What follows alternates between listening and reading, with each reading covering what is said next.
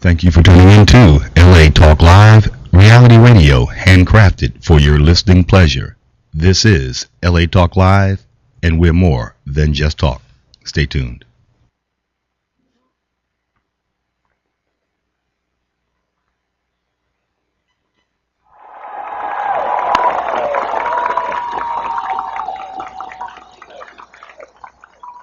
I am happy to join with you today in what will go down in history.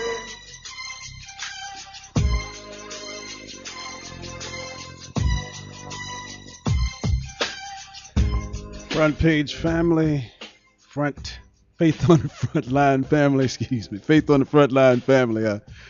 Yes, I'm a devotee of front page with my good sister on another network, and I've been a guest on there many times. But I'm glad to see you today on LA Talk Live. This is Faith on the Front Line. I am Dr. Logan II, co-founder and senior pastor of Ruach Christian Community Fellowship and executive producer of this discourse, way of highlighting the work of faith communities, Faith on the Front Line. And I'm joined in studio with my wonderful mentor and co-host, Reverend William Monroe Campbell, pastor of Mount Gilead Missionary Baptist Church, activist, historian, scholar, and all of the above. We're glad to be with you. And we're going to get right to our show. We have our time together. We have several guests who will be joining us on the line. Among them will be recently elected and affirmed president of SCLC and CEO of SCLC Los Angeles, the Reverend William Smart, the executive director of Interfaith Communities for Unity, Justice, and Peace, or United for Justice and Peace, Mr. Andy Griggs, who will bring to us information about an upcoming event called the George Regas Peace Awards, and we'll also be joined by one of the organizers and leaders of the Los Angeles Clergy and Laity United for Economic Justice, the Reverend Bridie Roberts, who is a lead organizer and co-worker with CLU. I believe they are on the line, and I do want to welcome them and include them as a part of our discussion today. Who am I welcoming this morning? Pastor Hi, William Reverend Smart. Logan. Okay, we have Reverend William Smart, the president and CEO of SCLC on the line. Welcome, Reverend Smart, and we also have Reverend Bridie Roberts. Reverend Bridie Roberts, what exactly is your title? Because I know we do so much together. What exactly is your title? I'm the program director at Clergy and Laity United for Economic Justice, which is the director of all our organizing programs. So you're program director, thank you, and you work closely with the executive director, Rabbi Jonathan Klein, who I hope is out of jail right now. Is he out of jail yet? He is out of jail. Okay. He went home last night around 6:30. Oh, I see. Okay. And of course, we'll be joined soon by Andy Griggs, as I said before, who's executive director of Interfaith Communities United for Justice and Peace. We're glad to have the two of you on, basically around a similar and the same issue. And I want to also thank God for our listening audience, those who are either joining us by way of Skype or online for the second edition of Faith on the Front Line. We welcome you to our forum and discussion. If you'd like to call in, phone number for comments and for questions would be 323-247-7443. That's 323-247-7443. Let's get right to it. Reverend Smart and Reverend Roberts, let me go with you just initially, Reverend Smart. You are, as we have indicated, the president of SCLC Los Angeles, and as you have just been, come from a series of events and activities surrounding the 50th anniversary of the March on Washington. What does that mean for you, and what has it been like for you as our new president? Well, first of all, thank you so much for allowing me to be on this program with you, Dr. Lewis Logan. I appreciate that, and I appreciate you, Faith on the Frontline, coming back in the second edition. I took over the SCLC Southern California in February 1st, 2013. I left my job at the Los Angeles Alliance for a New Economy to take it on. I just felt that it was time for this. I thought I was called to do it at this time. The former director, Eric Lee, had stepped down, and I just felt that if something I've been saying, if not now, when, if not here, where, if not me, who? And I felt I'd been prepared for this from early days of the ministry, from working with my father, and then being a disciple of Dr. Martin Luther King. To do it at this time, it's been an uphill journey because the organization just gotten to a place where, because of lawsuits, because of judgment, and because of other things, it had just fallen onto bad times. But it's coming back. A nice, strong board now that's working very closely with me, a lot of community allies, and that's what you saw last week. The last 2 weeks, we were able to put together some 9 events in 7 days. Over the course of 7 days after 3 months of planning, and they were exciting times, and people have worked with us because a lot of groups said that they knew the SCLC had to come back because there's been a unique voice in the community combining the religious voice, social activism, social justice, human rights, all tied together under the dream and legacy of Dr. King. And so the march itself, we called it, Dr. Logan, we called it a commemoration and call to action. We didn't want to get caught up in just commemoration, but we wanted to do some call to action. Sure. The organization that's what we need to be about. Is there's so much that needs to take place now. Right now, the reason I can't be in your studio, I'm at the Black Worker Rising for Jobs, Justice, and Dignity, Los Angeles Workers Congress here at the Home and United Methodist Church. And, we're a sponsor, supporter of this, and it's about, Black workers rising again. We're underemployed, we're unemployed in Los Angeles, all of that coupled to bring about a 22% unemployment level. And these are the types of things, the March in Washington was about jobs and freedom. Absolutely. And so these are the things we have to continue to work for. Absolutely. On that note of jobs and freedom, Reverend Roberts, you were just, and actually both of you yesterday, were just involved in a major worker rights action. Can you talk to us a little bit about that, Reverend Roberts? Certainly. Yesterday in downtown Los Angeles, about, I think 800 people gathered in Pershing Square to march through our city and call out the Walmart Corporation for the steady and significant litany of worker rights abuses and community abuses that they have enacted. There were more than 20 people arrested at the intersection of Cesar Chavez and Broadway in a nonviolent civil disobedience. And it was pretty much evenly half clergy and half workers from Walmart, protesting recent retaliations from the company against 60 workers who went out on a federally protected strike earlier in the summer and challenged the company and its corporate headquarters.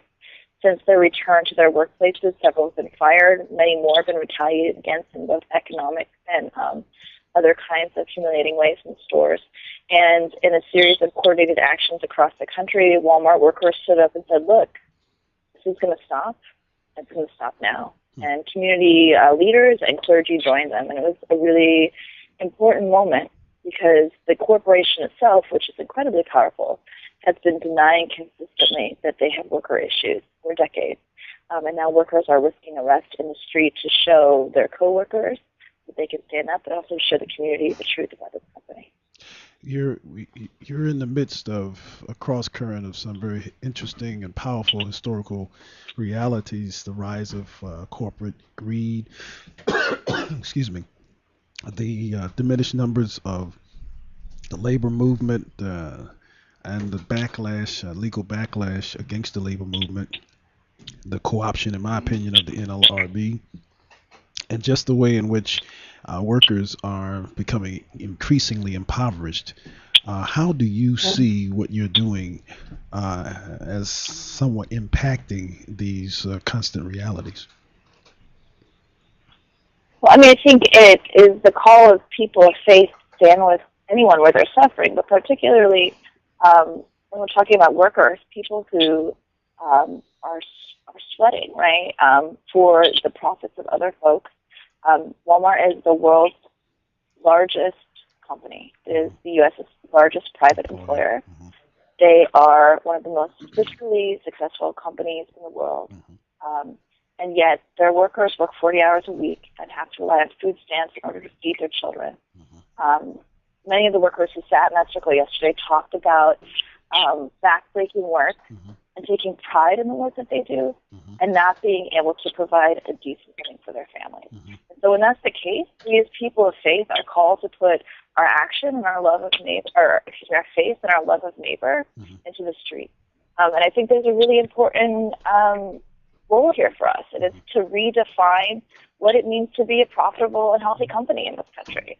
If there's no moral framework, if there's no one saying that you cannot make billions of dollars at the expense of the real lives of families, of workers and their children, and the future of this economy in this country, who will say it, right? We as people of faith have to say that this mandate that we love each other as we love our God is something that's enacted in all places in our society.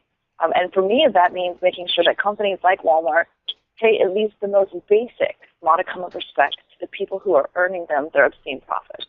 The greed is unchecked, and our job as a faith community is to start checking it. I think there's something. I think one of the, Pastor Logan, I think one of the things that Pastor Bridie said, and she didn't quite accentuate it enough, and that is, over the course of a lifetime of a Walmart worker, they cost the state, because of the state and federal subsidies that Walmart forces that worker to take, that worker costs us, the taxpayers, close to $900,000. That's a new study that has come out. I saw that yesterday. And so here it is, someone in America that's working 40 hours a week, but yet they're costing us that much because they're not getting proper benefits, they're not getting proper pension, and they're not getting proper health care. That's a travesty of justice right there. And faith leaders have to be on the forefront there fighting the beast from Arkansas in that regard. Something else has taken place, not only Walmart, but right now there's several campaigns, as all of you are aware of, taking place. The low-wage workers campaign,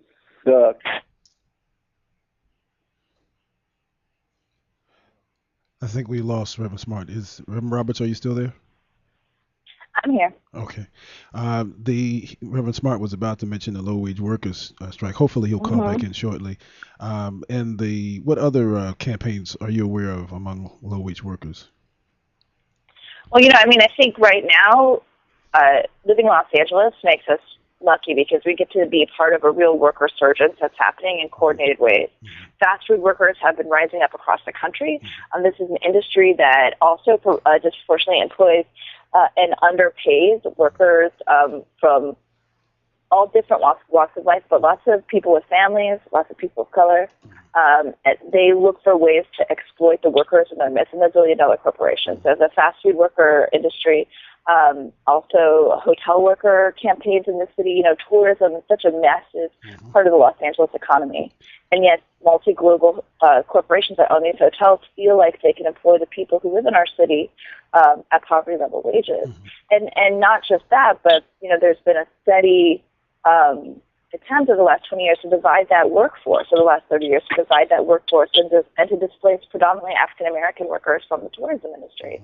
Right? So there's a real fight to reorganize those hotels and to fight for rights in those hotels, but also to increase diversity in hiring.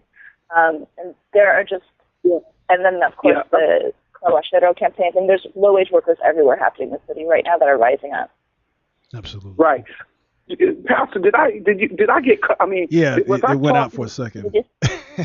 You must be. Okay, I'm sorry. Yeah, it just went out. You said low wage, and then we didn't hear you anymore. Okay, yeah, my phone, I'm looking at it, it just went off. But anyway, yeah, and so thank you, Pastor Riley, for continuing that. Yeah, these campaigns show us that there is a need, there are poverty level jobs in Los Angeles. There's several industries that are making billions of dollars on the back of workers. And so what we have to do, we have to flip it. We have to change the paradigm so that that businesses respect the workers enough that they pay them enough, because the executives are already making a lot of money. And if you look at the fast food industry, the McDonald's, the Burger Kings, all of them, they are Subways. All of them are billion-dollar industries, and they're making that because they pay their workers so cheaply. But the workers are forced to work two jobs when that's not part of the American dream. We need to reestablish the American dream for workers in Los Angeles again. This is Pastor Campbell, and certainly to both Pastor Birdie and Pastor Smart. Interestingly enough, the Reverend Dr. James Lawson, who was the initial chair of CLU and a former chair of the Southern Christian Leadership Conference here in the Los Angeles area, now Southern Christian Leadership Conference of Southern California, has coined or advanced the term plantation capitalism. And in terms of using that, what he lifts up is the fact that on the plantation during the period of slavery, the owners gained their wealth at the expense of their slaves, in whom they made minimal possible investment. We know we were slaves, therefore we were not paid, but they provided, the minimal possible accommodations. And I wonder to what extent, with both of the issues you're addressing, that we really are seeing ourselves following this continuing legacy of plantation capitalism, and whether or not we need to look at the morality of plantation capitalism and be able to confront these billionaire owners with the tragedy and the contradiction of what they are being able to achieve at the expense of the exploitation of the workers. Exactly. Yes. It is. It's an economic. It's a moral. It's a spiritual. It's an ethical issue, and they need, because they're so huge, because they're multinational, they need to be hit on every front. Yes, sir, Pastor Campbell, and God bless you. It's good to hear your voice. I think Vice Chairman of the Board of Southern Christian Leadership Conference, Southern California, I really think it's crucial that we have an all-out approach to this. And one of the things that I want to start talking about is some type of poverty, raising the level of poverty, or some type of anti-poverty movement, so that all of us can converge on this issue together and really fight it on different fronts. Because there's something else underlying here for us, and that is when you look at the wealth gap in America. The average white family has $105,000 worth of wealth, but the average African American and Latino family has $5,000 worth of wealth, and that's a huge gap. And that is one of those concomitant variations that causes crime, that causes violence, because there's no money, there's no feeling of self-assurance, and all of that contributes to underlying meaning of crime. Yes. To me. Let me ask Reverend Robertson. I don't want to put you on the spot, but I know that this is a multi-faith, it's an intergenerational and inter-ethnic fight, and I know that you are a part of the United Methodist Church, European American female, and you're a progressive in your theology. What is that like for you to be part of such a diverse mobilization and constant fight? Well, it's actually a real blessing, and I want to greet Reverend Campbell as well. Thank you. Greetings. And my board vice chair, Reverend William Smart. You on every board. It's been a real for me. I have, excuse my hoarse voice, it's a little raw from the bullhorn. From hollering yesterday. People, but, it's been a blessing for me to do this work in the setting that you're talking about. I entered seminary questioning where my faith journey would take me. I knew that I wanted to enter into ministry, but I didn't know exactly what God was calling me to. In the second year that I was there, I found through, and I found actually the leaders who are on this call right now, and I know many listeners who became my teachers and my mentors and really taught me what it means to be a pastor. And that means to be not only spiritual and student of theological study, and to be in discernment and study and prayer about our path, to be actually engaging people where they're at. And this interfaith work that we've done has showed me wisdom from other traditions. Our good brother in Kama, Shakir Sayed, who's the head of the Sure Council, was arrested yesterday alongside Reverend Norman Copeland, who's the presiding elder of the AME church here, and also the chair of board of directors. And both of those gentlemen have brought wisdom into my life that I would not have known from the textbooks that I had in my seminary or even the church that I grew up in. Many of the sort of different opportunities to engage with workers, to engage with unions and learn about strategic organizing, all of these things, I think, are making me a better pastor, but also contribute to the way that we shape our work with clergy and with congregations across the city to really grapple with hard issues. This idea of plantation capitalism, I feel it has so much truth in it when Reverend Lawson brings it out. But it is something that is truth that is very hard for some congregations to hear. People don't want to confront the McDonald's. They don't want to confront the Walmart. They don't want to confront these large corporations that pretend to be brother and neighbor, but really are conscripting people into a modern-day slavery and forcing them into financial relationships with them where they, in exchange for their sweat and their toil, take home almost nothing. And are left each week begging for hours to go back, continue to cycle again. People don't want to hear those truths. But being able to bring in experience from different faith traditions, from different generations of people who've been through different struggles, and also really strong wisdom and things that people have learned, makes it possible for us to find a way to dispute these issues and also give people tools to address the injustice that there's.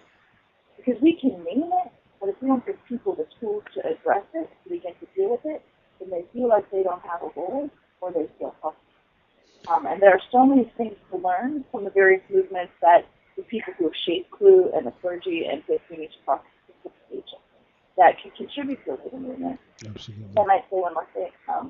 I said earlier that LA is a very exciting time to be when it comes to confronting issues of injustice right now. Actually, it's the best place to be because nowhere else is the important kind of collaboration that's happening in this city occurring between faith community, between labor, and between community organizations, like saying that Reverend Smart left it. And I think he left in a deficit, but SCLC has gained an incredible leader.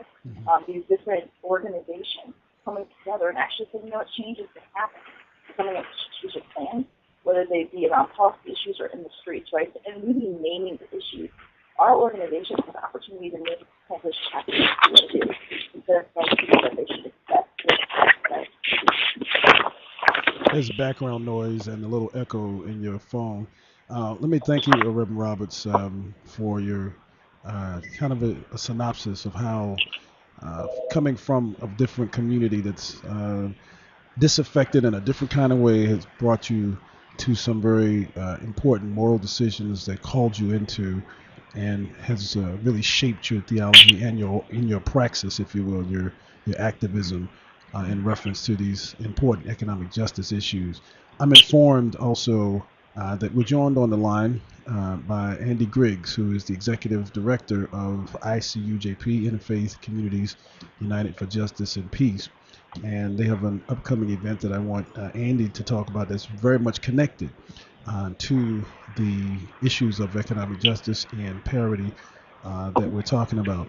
I need one of you, perhaps, if you're outside or if you're in the car, maybe to mute your background so that we will have a better it'd be easier to listen and hear what Andy's singing. Welcome, Andy. Hi, thank you very much, Reverend Logan. Pleasure to talk to you. It's a pleasure to have you. Talk to us about your upcoming event on this Sunday, where it's going to be, and basically what the George Regas celebration is about. Sure. Interfaith Communities United for Justice and Peace, ICUJP, was founded 12 years ago, shortly after the 9/11. And for the past 2 years, and then actually now this is our third year, we started the George Regas Courageous Peacemaker Awards. Last year, 2 years ago, we of course awarded it to George Regas, who was one of our founders. And last year we awarded it to James Lawson, who I know you've been talking about on the show. It's been great to hear about him, who was also part of the group that started ICUJP 12 years ago. And ICUJP has a slogan, which is religious institutions or religious communities must stop blessing war and violence. So this year we're doing our third annual awards, and it's called 3 Journeys Towards Peace. And we are going to present the George Regas Courageous Peacemaker Award to Rabbi Leonard Bierman, Dr. Maher Hattout, and Aisha Mason. And it's going to be this Sunday at 7 p.m. at the Agape International Spiritual Center in Culver City. And people can get information on the program at www.regasaward2013, that's REGASAWARD, Regas Award 2013, Eventbrite, EVENTBRITE.com, or they can send an email to regasaward2013 @gmail.com. I see. As I said, it's this Sunday at 7, and with all the issues that are going on, certainly economic justice issues are a part of the journey towards peace, because we all know without justice there can be no peace. Absolutely. As has been spoken about quite a bit. And ICUJP uses the funds that are raised at this event. Although it's a free event, we will be doing a collection. The funds used for it is used for our Regas intern program, where we start to develop young leaders in the interfaith organizing models. As you've mentioned, CLU is an example of that, and we work very closely with CLU. And so we're very excited about this program, of course. With very interesting that ICUJP was born out of the danger of going to war, and now we're very close to that again. Absolutely. And the interesting thing is, you mentioned that, is the interrelationship between the lack of jobs on a domestic front and the hyper expense of wars on foreign theaters. I wanted to kind of bridge that connection, which is why I wanted all the three of you to sort of discuss this. And Reverend Campbell, at any time, please, by all means. Let me do ladies first, if you don't mind. Just real briefly, Reverend Roberts, how would you frame that connection between the rush to go to war and yet the lack of investment in human capital at home? I think it's a real moral tragedy, and also not just a tragedy, but it's a violation of the way people should be treated, right? We have what seem to be endless supplies for wars. Whether, and I don't know where people's perspective are on what's coming in front of us, but I do know that we have a desperate need for investment in education and people's lives here in this country, and ending the school to prison pipeline, and making sure that there's equal opportunity for people, we should be fighting just as strongly to ensure that the values and rights that we seek to protect overseas are upheld and invested in here. Absolutely. And fighting in a nonviolent way by choosing to invest in our communities, to protect workers' voices, to invest in children in education, and to protect the institutions that are important for developing young people and moving people forward in society. And that's not happening. It's not a priority right now. And I believe that's because investment in foreign wars means investment in large multinational companies that produce the tools of war. Yes, absolutely. Reverend Smart? I think Pastor Bridie hit something there, because the same organizations that build the prisons are the same organizations that will benefit from war.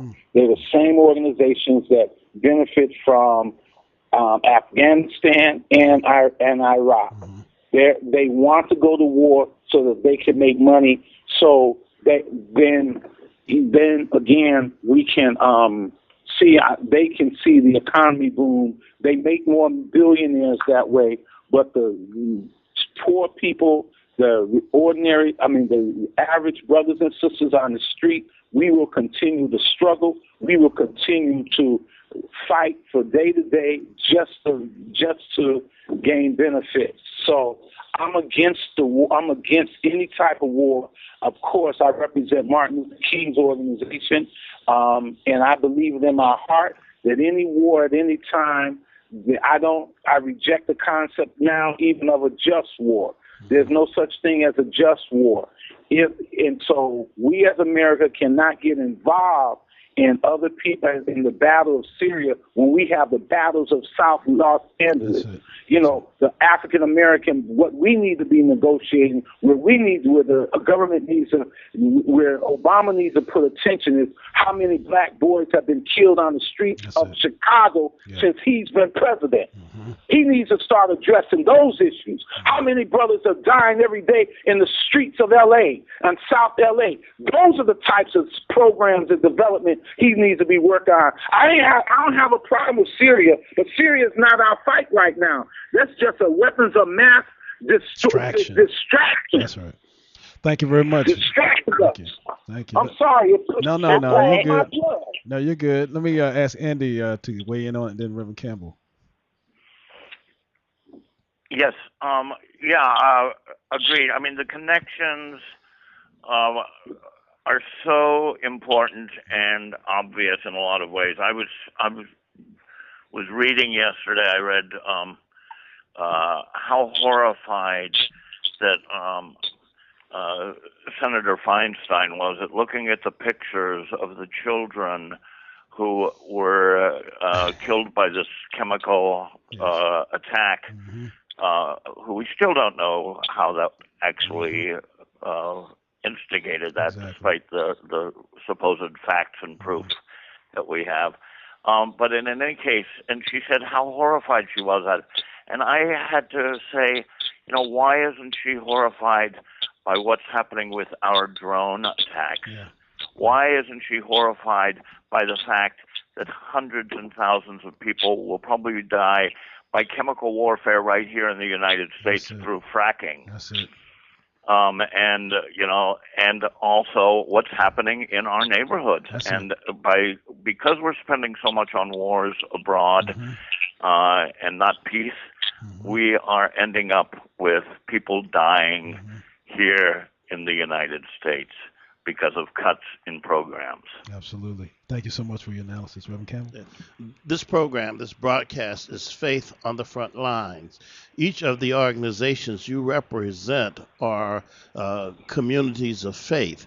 Faith bespeaks our response to God, and in that sense, it bespeaks the sense of the affirmation of life. Unfortunately, war is not about the affirmation of life, it's about the destruction of life. And so whether we talk about it on the international scene, or whether we talk about it on the domestic scene, whether we talk about it on the local scene, the question is, are we about upbuilding and affirming life, or are we about destroying life and undermining people's possibilities? And so the tragedy fallacy we confront is that we turn. When we were children, we used to say 2 wrongs don't make a right. That's right. We turn and to very destructive resources to respond to very destructive behaviors. But in either instance, we do not affirm, we do not lift up, and we do not enhance life. And the question is, when do we begin to move in directions that lift up, affirm, and enhance life? The very thing that Pastor Smart spoke to in terms of the capital dimensions, those who profit from war are the very persons who are engaged in processes that end up bringing about the debilitation of life. And so the voice of the faith community has to call us back again to affirming life within the Hebrew Christian scriptures. In the Psalms, it says, the earth is the Lord's and the fullness thereof, the world and they that dwell therein. And so it calls us to a positive view rather than a destructive view of life. And it has to engage us in beginning to think and use our intellectual, our spiritual, our physical resources to affirm life. And that's where we come short. We give people the thought that you're turning to, and it's always contradictory. The very ones who would decry violence in the streets are the very ones who advocate violence internationally. Martin Luther King, when he spoke at Riverside Church, talked about the contradiction of America calling for nonviolence in the street, but being the perpetuators of violence on the international scene. And it appears that we're there again, perpetuating violence on the international scene. And so we have to engage our intellectual, our moral, and our spiritual capacities to find positive ways to build up life rather than to destroy life. Absolutely. And I would imagine that the consortium of activism that you see, that those of you who are on the line right now are engaged in, the worker rights movement here in Los Angeles and across the country, the efforts against war by ICUJP, the engagement of SCLC's call to action, all of which highlight the primacy of both the domestic challenges and concerns, as well as a need to reevaluate the presence and participation and processing of the U.S. government on the global scale.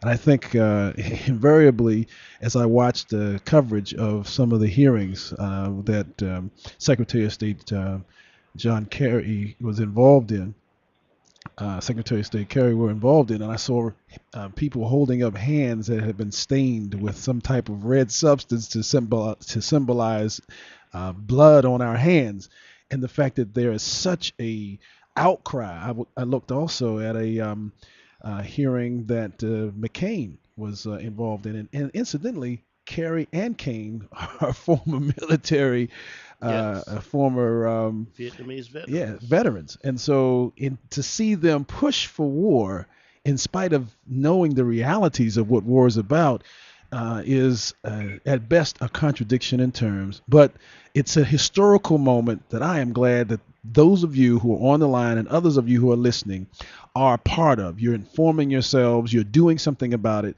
because it's easy to criticize and bemoan the situation, but each of you, ICUJP, SCLC, and CLU LA, and Faith on the Frontline, are not just talking about these issues, but are also being about it. I want to give an opportunity for those who may be listening to call into Faith on the Frontline. Our number is 323-247-7443. That's 323-247-7443. Pastor Logan, I'm going to have to, I tell you, I would have to leave, so I'm going to have to off now. Tell us, give us the address to where you are, so that perhaps some of our listeners can come or be involved in that. We're at the Homer United Methodist Church. Okay. We'll be here until about 2:30 this afternoon, and then tomorrow in Leimert Park is the next big day. It's the black worker. It's the black worker. What they're calling community forum. Ready to work. Okay. Ready to work rally and resource fair tomorrow from 8:30 to about 1 o'clock. 8:30 to 1 in Leimert Park tomorrow. Thank you for your work, and thank you for hosting the work today at Homer United Methodist Church. Thank Thank you. Absolutely.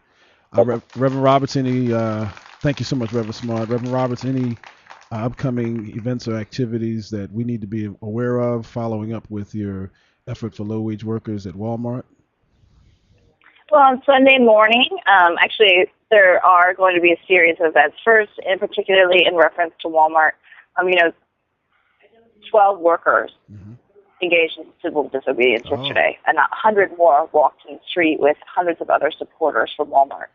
We fully expect that this company will begin retaliation swiftly and severely.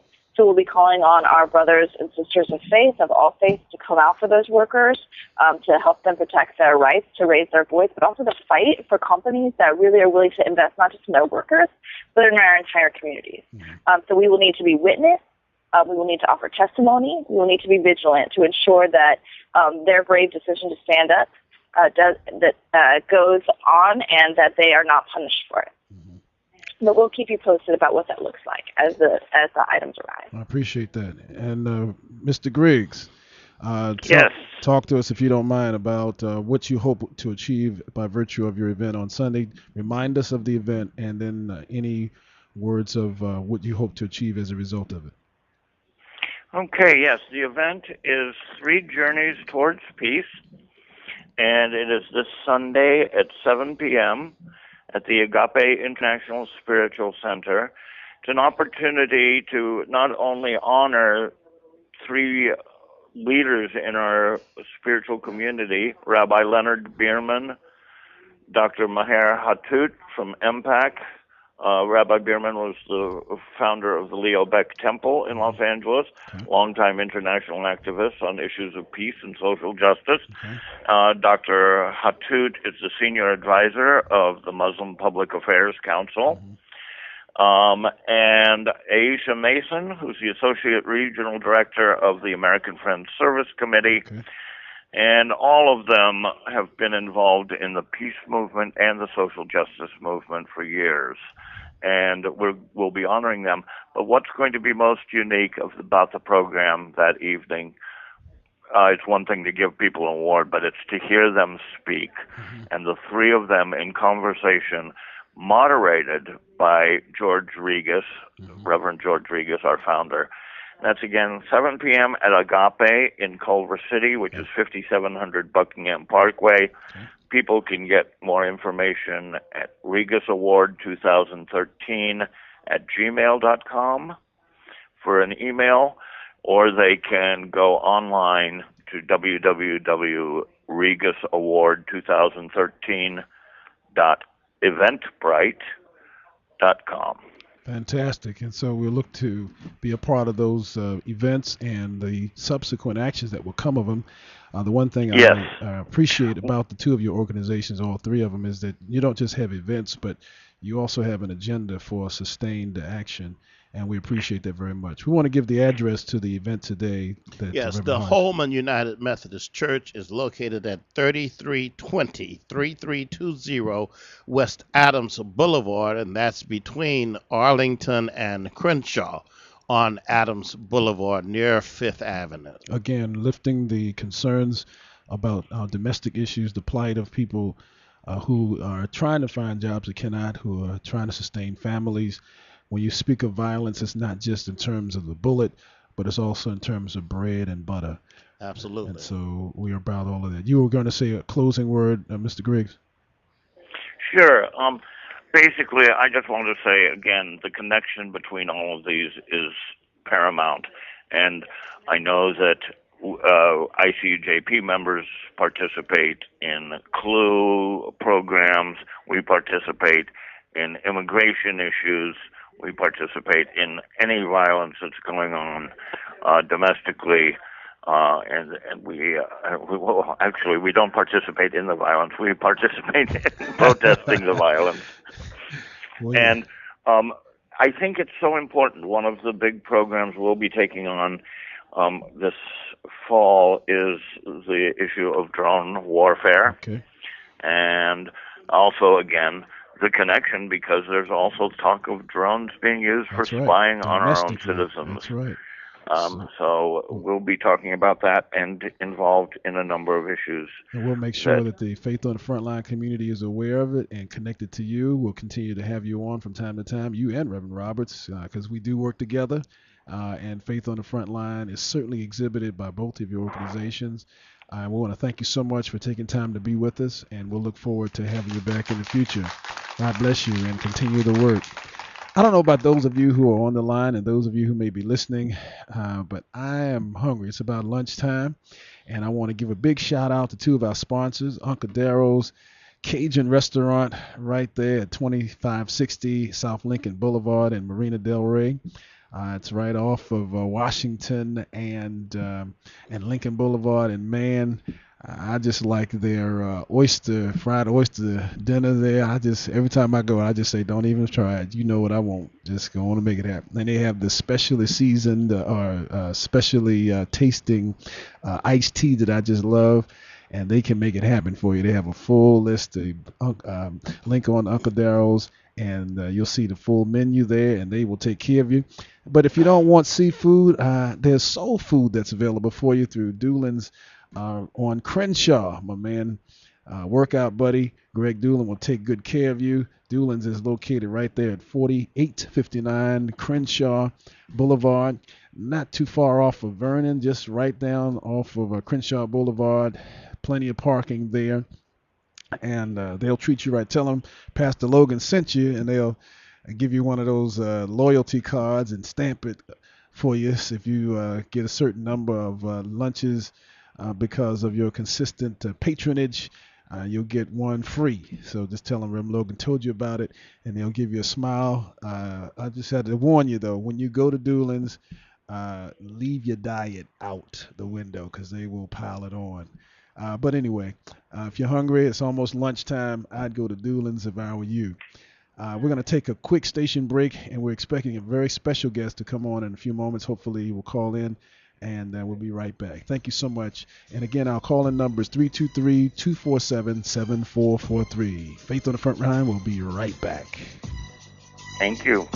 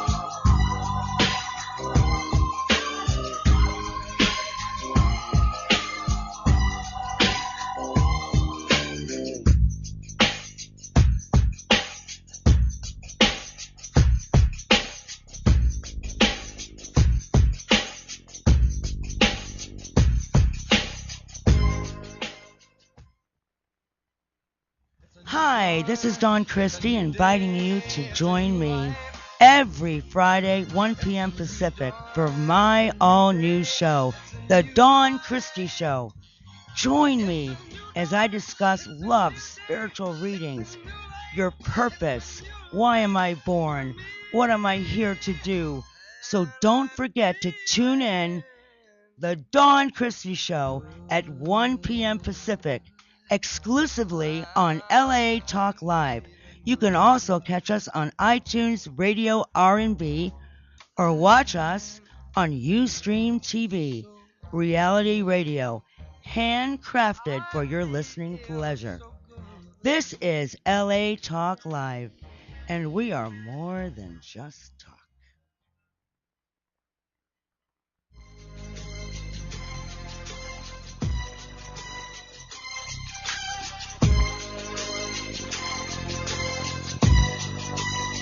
And Faith on the Front Line is back. Thank you so much for joining us, all of my Facebook family, friends, and loved ones, and those who are concerned about the issues that faith communities address on a regular basis. So glad and strengthened by the presence of my mentor and friend and brother, the Reverend William Monroe Campbell. And I really am excited to have had the likes of luminaries such as the Reverend Bridie Roberts of Clue LA, of William Monroe, Reverend William Smart of SCLC and also of Clue, and Andy Griggs of ICUJP. I'm hoping that I have on the line a good friend and colleague who's been a part of the matrix and the fabric of movements in Los Angeles for a number of years and is sadly making a transition from Los Angeles. And I believe he's going to the Beast Coast, where I'm from, the East Coast. And I hope I have the Reverend Eric Lee on the line. And I want to see if we'll have him on the line. Reverend Lee, is that you? Oh, it's not online. Okay. All right. Well, we want to give a special shout out to Reverend Lee and maybe just kind of conversate about some of the work that we are aware of and just what it means to have men and women of faith like Reverend Lee to do the work that is a part of speaking truth to power, a part of organizing and sustaining a sense of presence, especially among African American men, because oftentimes the stereotype is we're handcuffed, we're put out, we're in a straddle position somewhere, pulled over, profiled, pushed down. But this young brother, this giant for justice, this soldier for the rights and dignity of people of all faith communities and of all persuasions, is obviously going to be missed. What do you think, Reverend Campbell? Yes, Eric, served an extended period of leadership with the Southern Christian Leadership Conference of Greater Los Angeles, and then became one of the organizers and leaders of the Black Community Clergy and Labor Alliance of Los Angeles, as he gathered diverse persons to address those issues that impact our community. And it is important to have voices speaking for what is right, what is moral, what is just, what is positive rather than destructive. I was thinking earlier that the tragedy of this nation is that we trace our history by way of wars. When we study history in high school and college, we talk about the Revolutionary War, we talk about the War of 1812, we talk about the Civil War, we talk about the Spanish-American War, we talk about World War I and World War II and the Korean conflict and Vietnam War, and now more recently Iraq and Afghanistan and the pending situations here. And we've got to raise some questions about what kind of mindset do we have in this country that traces its identity by way of war rather than by focusing on uplift. The blessing of the March on Washington, the 50-year commemoration, and the fact of Martin Luther King, interestingly enough, being on the Washington Mall means that the African American community began to place our focus not on destruction but on uplift and building. And so as and Eric Lee continues in that tradition, as a William Smart continues in that tradition, and then as we move beyond race identification, as with an Andy Griggs and a Bridie Roberts, and the focus that causes a George Regas to be celebrated and the award recipients there, it means that we have to begin to look at what builds up life. How do we give our children a sense of positive possibilities rather than destructive? How can we teach our children to love, affirm, and encourage one another and embrace what is good rather than to live in the fear and the face of what is destructive? And so to be able to celebrate the lives of those who have worked for good means that we are affirming health. And we're affirming the dignity of all people. Yes, the tragedy of Syria is the failure of Assad to affirm the dignity of all people, but the response also is a failure to affirm the dignity of all people. And so we want to continue, because to put our faith on the front line is to have our values and views informed by our faith. And if our faith is a godly faith, then it becomes affirmed by that. As a pastor of the good news of Jesus Christ, I see one who's willing to become a sacrifice so as to lift us up out of the muck and mire of self-destruction and of destroying one another. And so we press forward to do what is good, do what is right, do what is of value, to be life affirming rather than life denying. I think your point about the perspective of tracing historical moments through warfare and conflict speaks to a very odious plan, I think, to reduce history and tell history from that perspective in order to, I guess, continue to inculcate, to brainwash, if you will, to acculturate your corpus or your community to the fact that warfare is an inevitability, that it is a part of the fabric of this country. And I guess in a sense, violence is, because when you think of the foundation of this country, it was based and nourished on violence, that those who were sent here initially it was almost as if it was the first prison depopulation or prison reduction program by sending people you didn't want in prison to America to populate and provide and to colonize America, this country, this North Atlantic context. These were the prisons were emptied in Great Britain or in Britain and in some European countries and brought here. Interestingly enough, to sort of reduce the poverty, reduce the prison population there, and have people transplanted here, and so. Howard Zinn, however, provides, I think, a different vantage point as he talks about the people's history of the United States. Yes. He talks about the uprisings and the manner in which people organized to throw off the yoke of corporate greed and corporate dominance, and to change the conversation by virtue of changing the perspective from which the conversation even begins. It's the people who also have a history, the people who also have an experience that has to be brought out. And that's one reason why Faith on the Front Line, I think, is so important, Reverend, is because our objective is to bring to the discussion a different perspective that doesn't necessarily talk about proselytizing and trying to preach to people about you need to be saved. That's fine, and that we do that on Sunday mornings.